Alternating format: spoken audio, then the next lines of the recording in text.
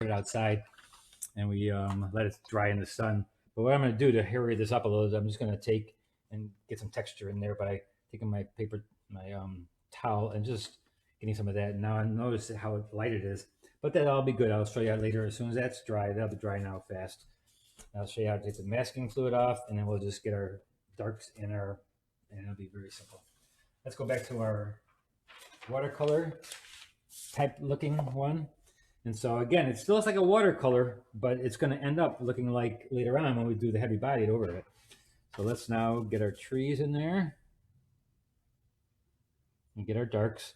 We're now starting to get our darks. That was my lights. Those were my lights that are in the dark area, but I'm going to get my darks now, the ones that are really dark that show objects and things.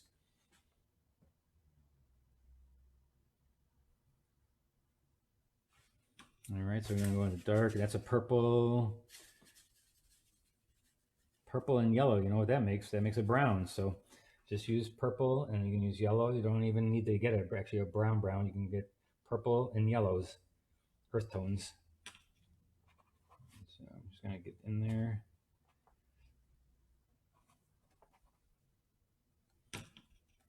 And again, I'm using it pretty thin. I'm not using it thick like acrylics yet. That comes later when I want to make it look more heavy bodied. Right now, I still want the watercolor look to it. If you're in my class, some people will not do it this thin. They'll right away go to the thick. And I have no problem with that whatsoever. You do what you have to do. I mean, if you don't like watercolors and you don't want to do watercolors, you can still take the class and you can still do this whole thing like this, but in your way, like in your way where you're doing a little bit heavier, a little bit thicker. I'm trying to teach you how to do everything on it. Now I'm going to use this little bristle brush, and I'm going to get some of this foliage back there. Mix my green with this. Oh, metallic! Look at that. I'm going to use metallic. These are going to be metallic leaves. All right, metallic leaves. Let's see how that works. Some quinacridone. I want this to be really dark, so I'm going to use a little bit of black in these leaves back here.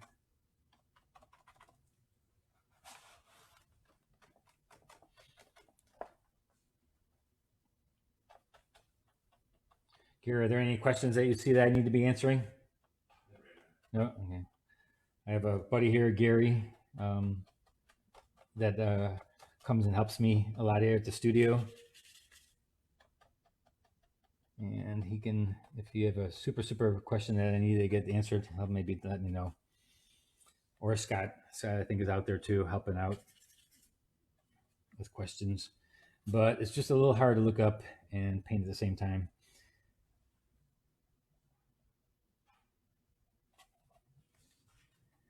So here we go in there. Getting my darks. Actually, I should get some of these middle tones of the water itself. See, in my value study, I show you where I'm going to get some of the color of the water. Some of the, it's actually not the color of the water, it's the shadow on the water. And you're seeing through it or behind it.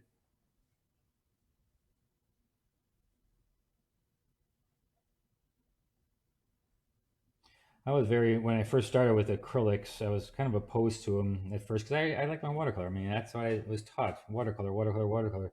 But then when I started realizing that you could do a watercolor effect with acrylic, so when you're doing your first wash, like this first wash right here now is very much permanent. So I could wipe it out, but now if I put a color on top of that and float it, it's not going to come up and it never will dull. It's going to stay that way. It's not going to mix in with the other stuff where you pull up the other watercolor, you pull it up and then you mix it together. You may get colors that are not working right.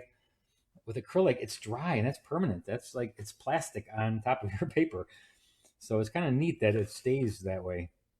You know, and you can do a wash over wash. You can glaze it easily too. Nice glazes you can put over that, and put this over here.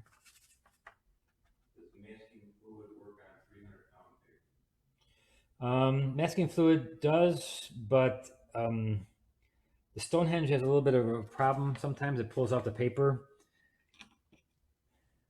So Gary just asked me if maybe one of you must have asked if the masking fluid works on 300-pound paper. On the Stonehenge, it's a little tough. For some reason, it's kind of a softer paper, so sometimes it will rip up. But if you put it on thin, you got to put it on really thin. A lot of people put it on way too thick because they think that they have to put a big layer on it. Anything you touch with that thing will